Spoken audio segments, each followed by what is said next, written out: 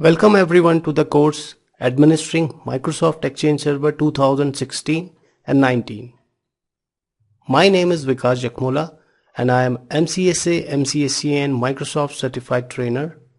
I have more than 12 years of experience in IT and served multiple organizations by providing them Windows Server solution along with IIS, Hyper-V and Exchange Server. Right now I am working as a freelancer. I am also running a blog by the name of techijack.com and a YouTube channel Techijack. You can also find a Facebook page link on this screen.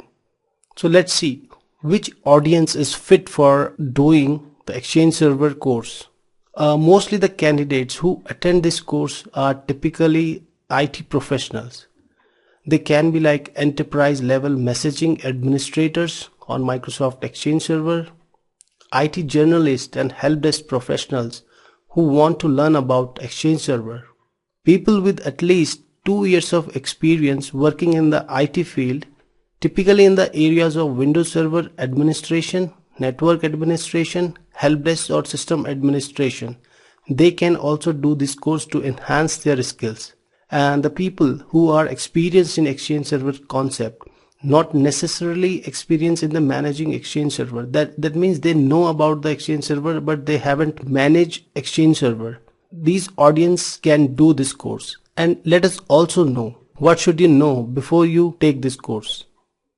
So before attending this course, you must have a knowledge of administering Windows Server. It does not mean that you have a deep knowledge, but you should have a little bit of knowledge and understanding of Windows Server. You should have a working experience with Active Directory Domain Services, that is ADDS. If you don't have an experience with ADDS, don't worry, we will create an infrastructure environment to learn Exchange and we will prepare the Active Directory domain as well. You should have a good understanding of name resolution, including domain name system, that is DNS. If you are not aware of this, I suggest to do some reading and enhance your skill with the DNS, though we will cover the DNS as well in this course. So you should also have an understanding of TCP, IP and networking concepts, and understanding of security concepts such as authentication and authorization. You should be familiar with the Simple Mail Transfer Protocol, that is SMTP, and knowledge of the public key infrastructure including Active Directory Certificate Services, that is ADCS. So what we are going to learn in this course?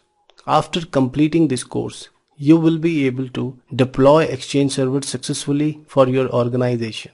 You will be able to plan and configure storage for your Exchange Server. You can create and manage various recipients objects in Exchange Server. You can also perform recipient management and Exchange Server management tasks by using Exchange Server commandlets. You will be able to deploy client access services in Exchange Server, and you can also manage high availability in Exchange Server by creating a database availability group, that is a DAG. You can also implement disaster recovery for your Exchange Server and configure and manage message transport in Exchange Server. You will be able to configure message security in Exchange Server, and you will be able to monitor and troubleshoot Exchange Server.